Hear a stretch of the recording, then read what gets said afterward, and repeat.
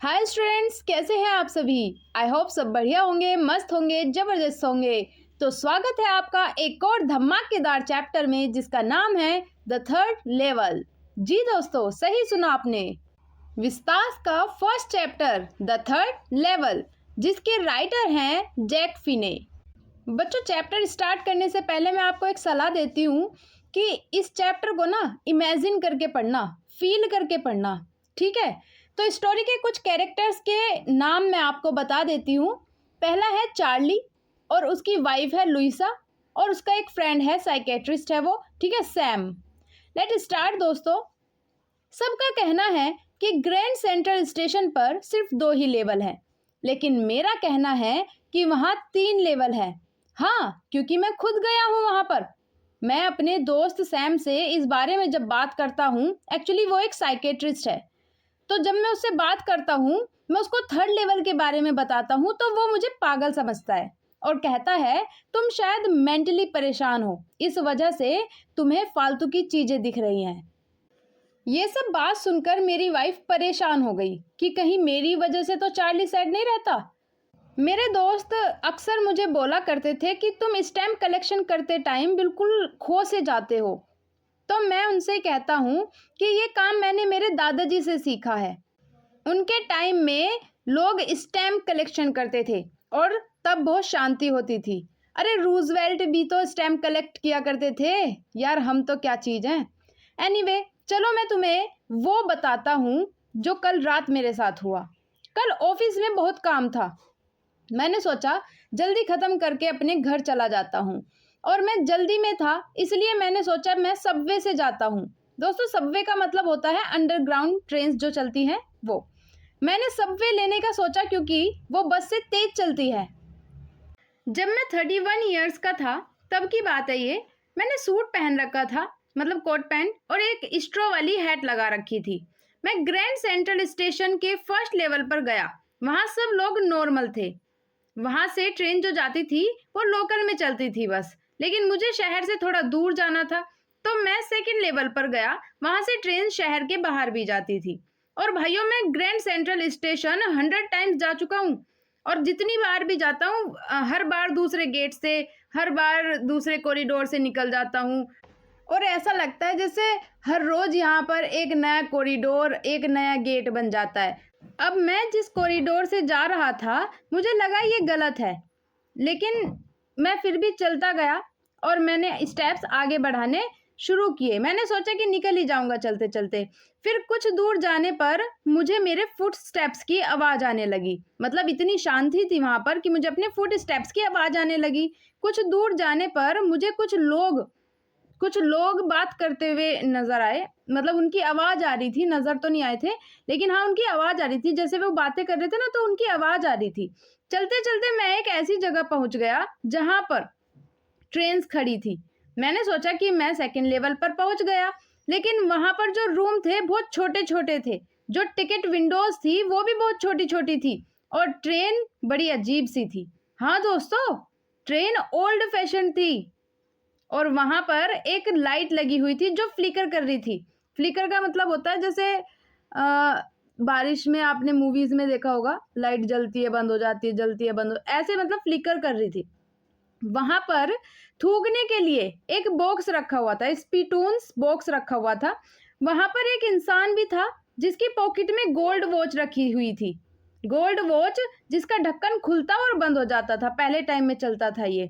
और उसने एक 4 बटन सूट पहना हुआ था और हैट भी लगा रखी थी।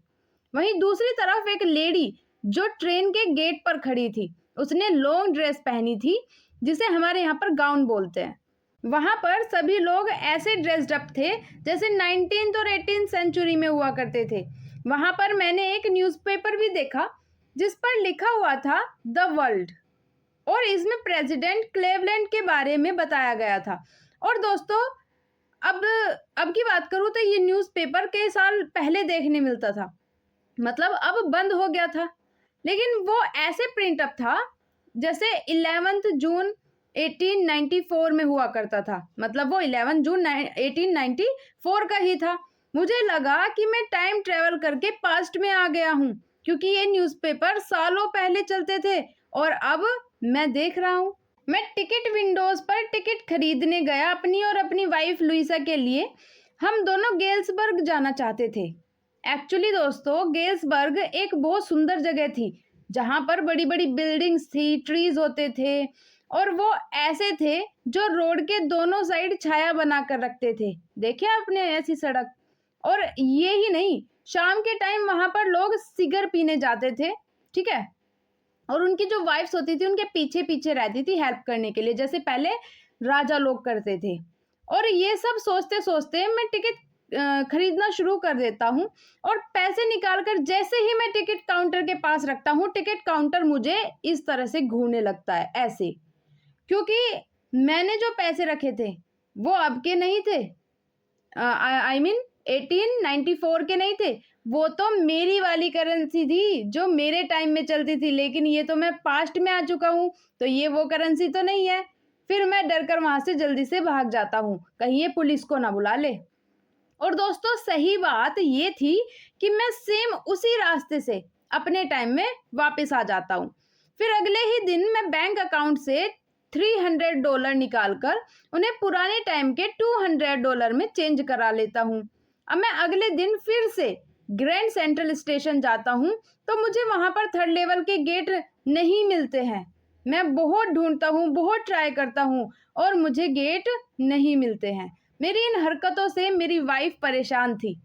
उसको परेशान देखकर मैंने अपनी 3rd लेवल को फाइंड करने की जिद छोड़ दी और नॉर्मल अपने टाइम में रहने लगा। फिर कुछ दिन बाद बहुत सरप्राइजिंग बात पता चलती है कि मेरा दोस्त सैम कहीं खो गया है, कहीं गायब हो गया है। और फिर मैं और मेरी वाइफ दोनों ग्रैंड सेंट्रल स्टेशन पर 3rd लेवल को ढूंढना शुरू कर देते हैं, क्योंकि हमें एक दिन फर्स्ट कवर मिला था। दोस्तों, फर्स्ट कवर का मतलब होता है कि जिस दिन स्टैंप रिलीज होता है उसी दिन अगर हम उसको पोस्ट कर दे तो वो फर्स्ट कवर बन जाता है।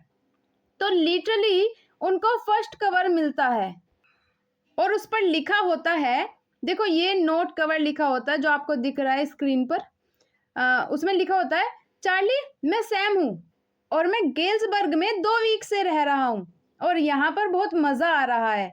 यहाँ पर लोग पियानो भी बजाते हैं और मैं तुम्हें ये ही कहूँगा कि तुम और लुइसा 3rd लेवल को ढूंढना बंद मत करना, क्योंकि ये जगह सच में एग्जिस्ट करती है। फिर लास्ट में मेरे साइन थे सैम। फिर मैंने यानी चार्ली ने ये फाइंड करना शुरू किया कि सैम आखिर गायब कैसे हुआ। तो मुझे पता चला कि सैम ने कल ही $800 पुरानी करेंसी में कन्वर्ट कराए हैं। मैंने सोचा सैम का सपना था एक बिजनेस करने का। हो सकता है सैम ने गेल्सबर्ग में अपना बिजनेस स्टार्ट भी कर दिया हो, क्योंकि ऑब्वियसली 1894 में किसी को साइकेट्रिस्ट की जरूरत कहाँ ही पड़ती होगी यार। और यहीं पर ये चैप्टर खत्म हो जाता है दोस्तों। तो कैसा लगा बच्चों चैप्टर? आपने फील करके अगर इसको पढ़ा है तो रियली बहुत बहुत ज़्यादा मज़ा आया होगा। जैसे जैसे चार्ली ने बोला आपने इमेजिन किया होगा तो है क्या मस्त मज़ा आया होगा। ऐसे ही और मज़ेदार चैप्टर्स के लिए चैनल को सब्सक्राइब कीजिए दोस्तों। बच्चों, आप सपोर्ट करेंगे तभी तो चैनल की रीच बढ़ेगी ना। वीडियो को लाइक कीजिए, चैनल को सब्सक्राइब कीजिए और अपने दोस्तों को शेयर कीजिए। इसी के साथ मैं आपकी मैम वीडियो को एंड करती हूँ। तब तक के लिए बने रहिए और देखते रहिए यूनिक इंग्लिश। बोलो जय श्री राम।